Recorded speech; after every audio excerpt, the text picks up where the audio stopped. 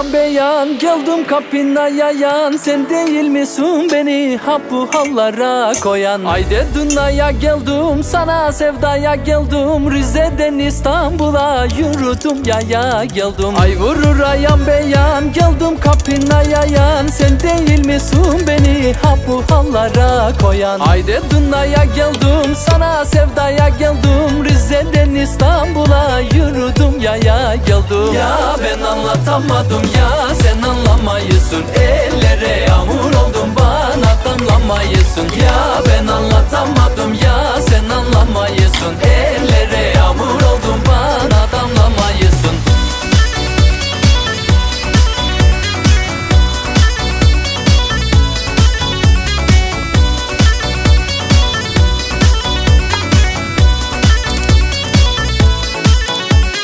Elimde çiçeklerim çoktur diyeceklerim. Aç kapıyı sevdim yoktur gidecek yarım. Boylarına bakarım saçına gül takarım. Kız senin gülüşüne İstanbul'u yakarım. Elimde çiçeklerim çoktur diyeceklerim. Aç kapıyı sevdim yoktur gidecek yarım. Boylarına bakarım saçına gül takarım. Kız senin gülüşüne İstanbul'u yakarım. Ya ben anlatamadım ya sen anlamayısın.